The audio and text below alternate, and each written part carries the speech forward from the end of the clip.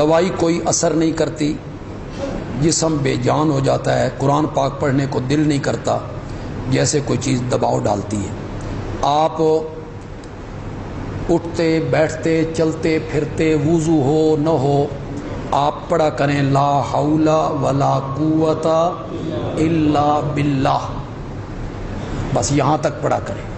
میرے آقا نے فرمایا یہ جنت کے خزانوں میں سے اللہ نے مجھے ایک خزانہ دیا اور یہ 70 بیماریوں کے لیے شفا ہے، جن میں سب سے کم تر بیماری جو ہے وہ پریشانی ہے۔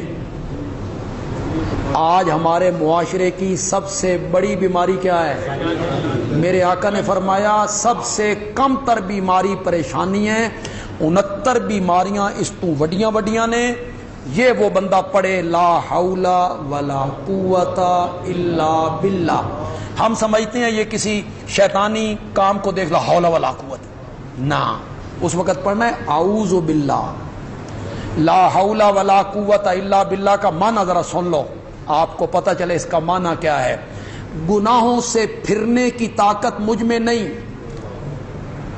ولا قوت، نیکی کرنے کی قوت مجھ میں نہیں، گناہوں سے پھرنے کی طاقت مجھ میں نہیں، نیکی کرنے کی قوت مجھ میں نہیں، الا باللہ، یہ دونوں کام ہو سکتے ہیں تو اللہ کی توفیق سے ہو سکتے ہیں۔ یہ اس کا معنی ہے، یہ ہر وقت پڑھیں۔ دست بکار دل بیار، معنی بھی سناؤں؟ دست بکار دل بیار، ہاتھ کم والے پاسے تے دل یار والے پاسے، بس اٹھتے بیٹھتے چلتے پھرتے پڑھیں لا حول ولا قوت۔ اب میں نے اپنی طرف سے آپ کو کوئی وظیفہ نہیں بتایا، میں کون ہوتا ہوں؟